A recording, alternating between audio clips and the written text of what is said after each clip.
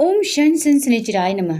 तो मेरे प्रिय दोस्तों, आज मैं आपको शनि भगवान की कथा सुनाने जा रही हूँ, जिसे सुनने मात्र से हमारे सारे पाप कष्ट खत्म हो जाते हैं और शनि भगवान की हम पर कृपा दृष्टि बनी रहती है। शनि देव को प्रसन्न करने के लिए शनिवार के दिन व्रत रखना शुभ माना गया है। जो लोग शनिवार का व्रत करते हैं उनको पूजा के समय शनिवार व्रत कथा का श्रवण करना चाहिए। शनिवार व्रत कथा के पाठन से शनि दोष और साढ़े साती दैया के प्रभाव कम होते हैं। तो मेरे प्रिय दोस्तों, पूरी कथा सुने। एक पौराणिक कथा के अनुसार एक बार सभी ग्रहों में सर्वश्रेष्ठ होने को लेकर विवाद हो गया। जब समस्या का हल नहीं निकला तो सूर्य, चंद्र, मंगल, बुध, गुरु, शुक्र, शनि, राहु और केतु इंद्रदेव के पास गए। इंद्रदेव भी इसका निर्णय नहीं कर पाए। फिर सभी ग्रह इंद्रदेव के कहने पर पृथ्वी पर न्यायप्रिय राजा विक्रमादित्य के पास पहुँचे। राजा विक्रमादित्य के पास पहुंचकर सभी ग्रहों ने अपने आने का कारण बताया। राजा विक्रमादित्य ने काफ़ी सोच विचार के बाद 9 धातु स्वर्ण, रजत, कांस्य, पीतल, सीसा, रांगा, जस्ता, अभ्रक और लौह से सिंहासन बनवाए। धातुओं के गुणों के अनुसार उन्हें कर्मानुसार रखवा दिए। फिर ग्रहों से अपने अपने सिंहासन पर बैठने को कहा और बोले कि जो सबसे पहले बैठेगा वही श्रेष्ठ होगा। राजा विक्रमादित्य के निर्णय को सुनकर शनिदेव क्रोधित हो गए, क्योंकि उनका आसन लोहा सबसे आखिरी में रखा था। स्वयं का सबसे छोटा जानकर वह नाराज हो गए। शनिदेव ने चेतावनी के अंदाज में कहा कि हे राजा, आपने मेरा अपमान किया। आप मेरी शक्तियों से परिचित नहीं हैं। शनि की महादशा में व्यक्ति का सर्वनाश हो जाता है। शनिदेव क्रोध में राजा की सभा से चले गए, लेकिन कुछ दिन बाद राजा विक्रमादित्य पर शनि की महादशा शुरू हो गई। शनिदेव घोड़े का व्यापारी बनकर उनके राज्य में आए। राजा विक्रमादित्य उनके घोड़े खरीदने का आदेश दिया।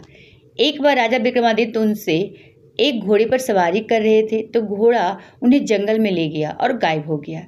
भूखे प्यासे राजा को एक चरवाहे ने पानी पिलाया तो राजा ने उसे अंगूठी दे दी और राज्य में जाने का रास्ता पूछा।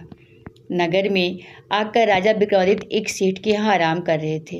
राजा के कुछ देर वहाँ बैठने पर सेठ की बहुत कमाई हुई। उसने उन्हें भाग्यवान व्यक्ति समझा और अपने घर ले गया।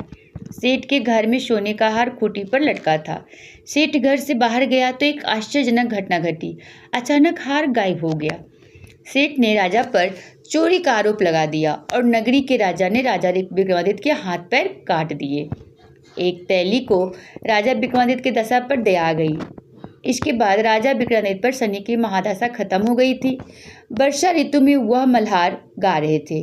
उस राज की राजकुमारी मनभावनी ने राजा के मेघ मल्हार सुनकर मोहित हो गई और उससे विवाह करने की जिद करने लगी। राज्य के राजा ने बेटी की विवाह राजा विक्रमादित्य से करवा दिया।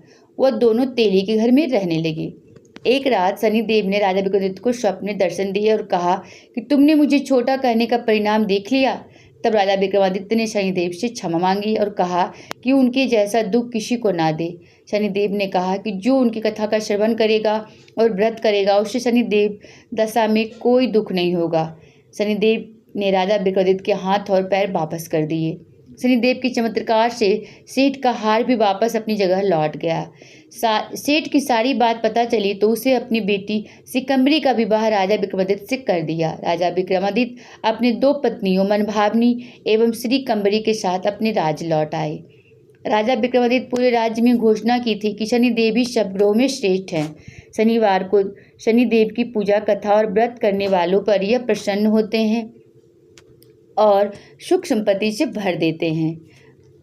मेरे प्रिय दोस्तों, यदि वीडियो अच्छी लगी तो वीडियो को लाइक से सब्सक्राइब जरूर करें। और ये सारी जानकारी मुझे इंटरनेट से प्राप्त हुई है। मेरा चैनल इसमें कोई दावा नहीं करता है।